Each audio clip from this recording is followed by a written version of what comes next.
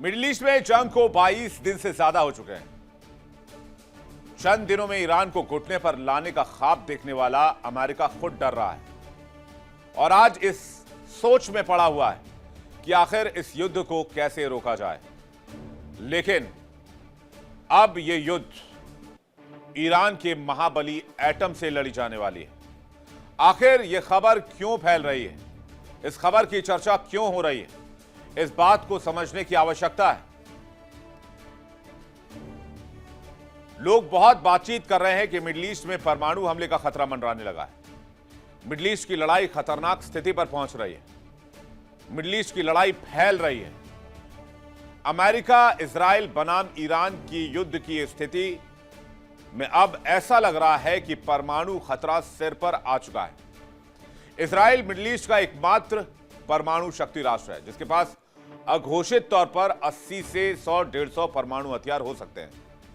वहीं ईरान का परमाणु कार्यक्रम दशकों पुराना है और इस कार्यक्रम को शुरुआत करने वाला कोई और नहीं बल्कि अमेरिका खुद है, जिसने 1979 के पहले ही ईरान में क्लीन एनर्जी के लिए परमाणु कार्यक्रम की शुरुआत की थी। यह बात और है कि उस समय भी अमेरिका की नजर ईरान के तेल पर थी।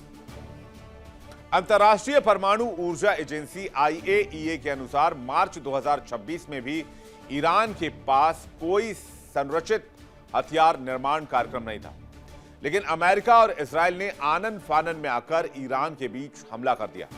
इस बीच एक बड़ी खबर यह आ रही है कि अमेरिका और इजराइल ने ईरान के न्यूक्लियर साइट पर हमला कर दिया। ईरान के न्यूक्लियर साइट नतांज पर अमेरिका और इजराइल ने मिलकर अटैक किया। यह हमला आज किया गया है और ईरानी मीडिया ने इसकी पुष्टि भी की है। सबसे पहले आपको तस्वीर दिखाते हैं। दो तस्वीरें आपके सामने रखते हैं जिसमें नतांज न्यूक्लियर साइट की तस्वीर और हमले के बाद की सैटेलाइट तस्वीर दोनों आपके सामने है। पहली तस्वीर देखिए, यह हमले के बाद की तस्वीर आप देख रहे हैं जहां पर नतांज न्यूक्लियर साइट में आपको यहां बिजली के कुछ खंभे नजर आ रहे हैं, आपको यहां पर पावर ग्रिड्स नजर आ रहे हैं, लेकिन इसमें आपको बहुत बड़ा इलाका ऐसा दिख रहा है जिसमें बहुत तबाही हुई है। राइट, तो यह है हमले के बाद की तस्वीर। अब देखते हैं हमले के पहले की तस्वीर। हमले के पहले कुछ इस तरह से नजर आता था नतांज न्यूक्लियर फैसिलिटी, जो कि बिजली बनाने के लिए बनाया गया था और इसे बनाने में अमेरिका ने खुद मदद की थी। नतांज पर हमला हुआ है, न्यूक्लियर फैसिलिटी पर हमला हुआ, और यह हमला कब हुआ है? यह हमला तब हुआ है जब ईरान के बुशेहर में 4.2 मैग्नीट्यूड का भूकंप आया। यानी दोनों डॉट्स अगर आप कनेक्ट करेंगे तो ये दोनों डॉट पहुंचते हैं एटम पर, एटम कार्यक्रम पर, परमाणु कार्यक्रम पर। जहां ईरान के न्यूक्लियर साइट पर हमला हुआ है तो दूसरी ओर खबर यह आई ईरान के बुशेहर में भूकंप के झटके महसूस किए गए। इसकी तीव्रता रेक्टर स्केल पर 4.2 मापी गई।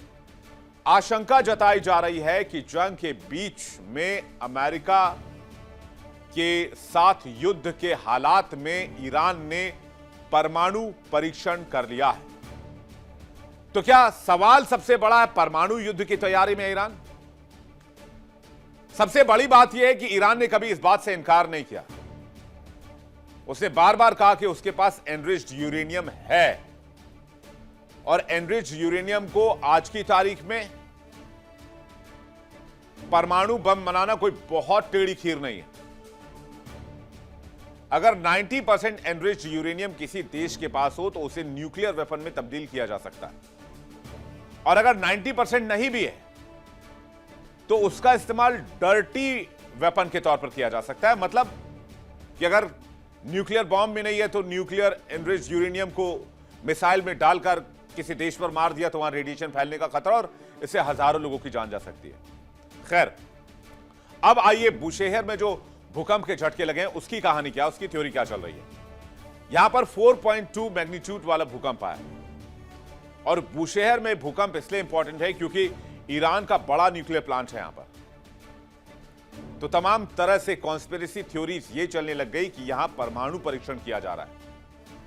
और अव्वल तो कि ये भूकंप का झटका, और दूसरा चेरी ऑन द टॉप ये कि ये इकलौता झटका नहीं है। मैं आपको टाइमलाइन भी दिखा दूंगा। तो क्या ईरान ने परमाणु परीक्षण किया है? और अगर किया है तो इजराइल के लिए सबसे ज्यादा खतरा है। क्योंकि इजराइल ने ही ईरान के खिलाफ जंग की शुरुआत की और अमेरिका को भी साथ लेकर आया। पिछले साल भी इजराइल ने ही पहले ईरान पर हमला किया था और बाद में अमेरिका इस युद्ध में शामिल हुआ। हालांकि तब भी ईरान पर परमाणु हथियार बनाने के आरोप लगे थे और उसके बाद अमेरिका ने, याद होगा आपको, कहा था कि हमने ईरान के परमाणु कार्यक्रम को 10 साल पीछे धकेल दिया।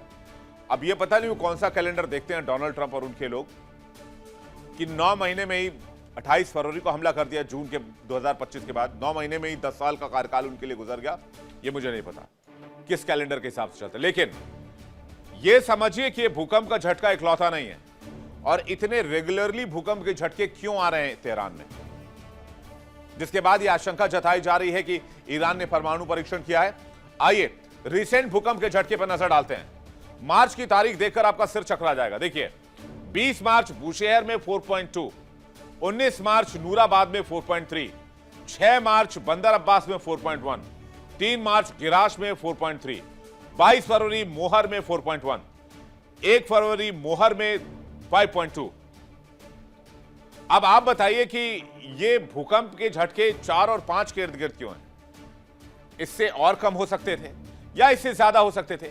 वेरिएशन बहुत नहीं है कि नहीं?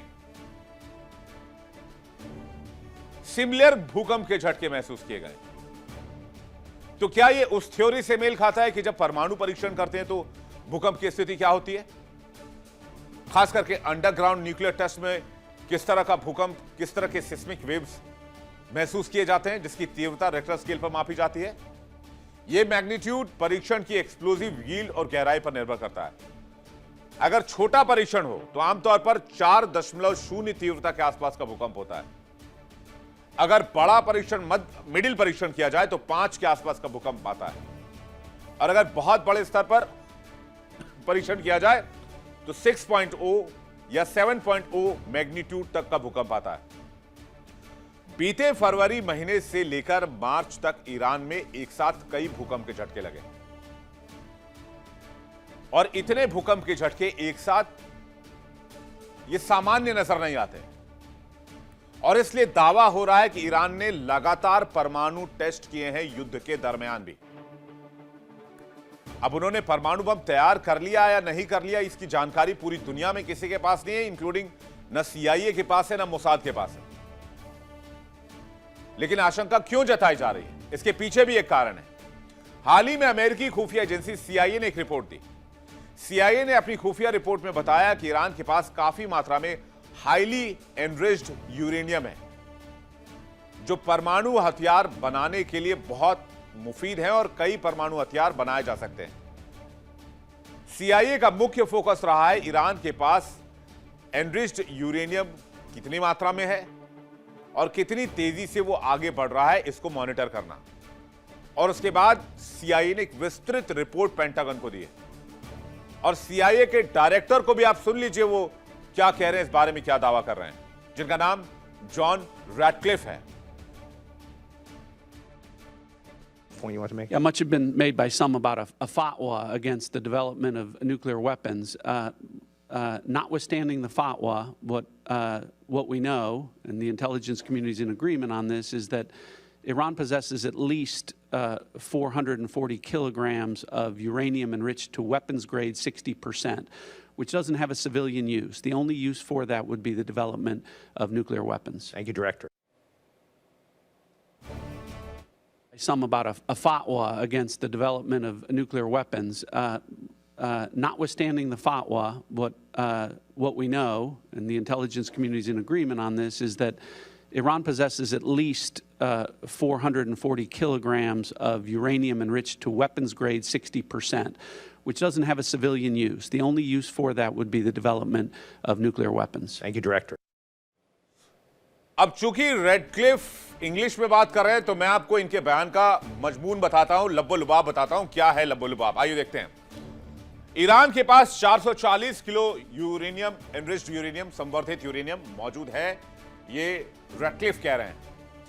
60% तक एनरिच्ड किया हुआ यूरेनियम है जिसका कोई पब्लिक यूज नहीं है, इसका कोई सिविलियन उपयोग नहीं है, इसका कोई एनर्जी के लिए उपयोग नहीं है। इसका इस्तेमाल सिर्फ और सिर्फ परमाणु हथियार बनाने के लिए किया जा सकता है। और यह बयान CIA के चीफ का है, जो अभी हमने आपको सुनवाया। और उसके बाद लगातार भूकंप के झटके। तो क्या वाकई यह थ्योरी है कि तेहरान ने लगातार परमाणु टेस्ट किए हैं? IAEA अंतर्राष्ट्रीय परमाणु ऊर्जा एजेंसी की फरवरी 2026 की रिपोर्ट के मुताबिक हमलों से पहले ईरान के पास 440.9 किलोग्राम एनरिच्ड यूरेनियम, जो कि 60% तक एनरिच किया हुआ है। यह वेपन ग्रेड, जो कि 90% से माना जाता है, उसके बहुत करीब है। IAEA का कहना है कि अगर इसे और एनरिच्ड किया जाए तो यह 10 परमाणु हथियारों के लिए पर्याप्त है। 28 फरवरी 2026 में शुरू हुए हमलों में अमेरिका और इजराइल ने ईरान के मुख्य परमाणु केंद्र नातांज, फोर्दो, इस्फहान और पार्चिन पर हमला किया। ये सारी वो जगहें थी जहां पर अमेरिका को पता था कि तेहरान का न्यूक्लियर कार्यक्रम चल रहा है। लेकिन कई ऐसी जगहें भी हैं जिसके बारे में शायद न CIA को पता हो, न मोसाद को पता हो, वहां परमाणु ठिकाने हो सकते हैं। लेकिन जो जानकारी पब्लिक डोमेन में है, उसके हिसाब से ईरान में कहां-कहां परमाणु ठिकाने हैं, यह भी आप देख लीजिए। ये हैं ईरान के परमाणु ठिकाने। सबसे पहले तो नातांज का नाम आता है। ये वही नातांज है जिसको अमेरिका ने ही मिलकर डेवलप किया क्लीन एनर्जी, ग्रीन एनर्जी के लिए, न्यूक्लियर एनर्जी के लिए। कहते हैं यहां सबसे बड़ा प्लांट है, सेंट्रीफ्यूज मशीनें मौजूद हैं। इसके बाद बारी आती है फोर्दो की। फोर्दो में ईरान के कोम शहर में न्यूक्लियर प्लांट मौजूद है। कहते हैं पहाड़ के अंदर मौजूद है और यहीं पर ईरान ने यूरेनियम स्टोर किया था। और आपको याद होगा कि जब पिछले साल जून में अटैक किया था अमेरिका ने, तो फोर्दो को भी निशाना बनाया था। B-2 बॉम्बर से यही फोर्दो के कोम में बम गिराए गए थे। इसके अलावा एक और इस्फहान, जो यूरेनियम कन्वर्जन और फ्यूल फैब्रिकेशन साइट के तौर पर जाना जाता है, यहां एनरिच्ड यूरेनियम अंडरग्राउंड टनल में रखा गया था।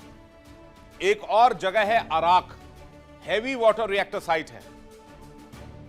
एक और जगह है पार्चिन, जो कि मिलिट्री रिसर्च साइट है। यहां पर परमाणु परीक्षण होने का शक है। तालिगन 2 यहीं पर है। तालिगन 2 पर बंकर बस्टर बम से हमला हुआ था पिछली बार, आपको याद होगा। एक और जगह है बुशेहर। बुशेहर के बारे में हमने आपको बताया, एकमात्र ऑपरेशनल न्यूक्लियर पावर प्लांट है जिसकी तस्वीर आपने देखी, उसको भी इजराइल अमेरिका ने ध्वस्त कर दिया। लेकिन ये तो वो जगहें हैं जिसके बारे में लोग जानते हैं। आपको याद होगा पिछले साल जून 2025 में जब अटैक किया था अमेरिका ने, उसके बाद ईरान ने बयान जारी कर कहा था कि उनके एनरिच्ड यूरेनियम सुरक्षित हैं और उन्हें हमले से पहले ही उन जगहों से निकाल लिया गया था। खबर है कि ईरान ने अपने यूरेनियम को सुरक्षित जगहों पर पहुंचा दिया है और उससे हथियार बनाकर ईरान अपने लिए डेटरेंस कायम करना चाहता है, ताकि दोबारा कोई उस पर हमला करने की जरूरत ना करे। क्योंकि ईरान को लग रहा है कि उसको ज्यादा नुकसान हो चुका है और उसे उभरने में काफी वक्त लगेगा। इसलिए IRGC के कमांडर रुकने का नाम नहीं ले रहे हैं। ईरान ने वो तबाही मचा रखी है जिससे अमेरिका और ईरान में, इजराइल में बहुत ज्यादा खलबली मची हुई है। लेकिन अब सबसे बड़ी थ्योरी, क्या जमीन के अंदर वाकई कुछ बहुत बड़ी तैयारी कर रहा है तेहरान? आइए देखते हैं। कहते हैं पहाड़ों के नीचे, बहुत सारे पहाड़ हैं ईरान में, तो कहते हैं पहाड़ों के नीचे करीब 5000 फीट की गहराई में न्यूक्लियर ठिकाना बनाया हुआ है, जो बाहर से बंजर नजर आते हैं, वीरान नजर आते हैं, लेकिन नीचे परमाणु हथियार कार्यक्रम चलते हैं। सैटेलाइट या ड्रोन के लिए गतिविधियों को ट्रैक करना बहुत मुश्किल है क्योंकि गहराई बहुत ज्यादा है। यहां तक कि इंफ्रारेड सिस्टम से भी ट्रैक नहीं कर सकते। पिक एक्स माउंटेन के नीचे कई गहरी सुरंगें हैं और बंकर मौजूद हैं। बंकरों में अंडरग्राउंड न्यूक्लियर फैसिलिटी होने का दावा किया जा रहा है। खबर है कि ईरान के परमाणु वैज्ञानिकों को अमेरिका ने हमले में मार दिया, लेकिन अब ईरान के परमाणु कार्यक्रम को रूस ने भी सपोर्ट कर दिया है। एक थ्योरी तो यह भी है कि रूस के सहयोग से ईरान परमाणु हथियार डेवलप कर रहा है।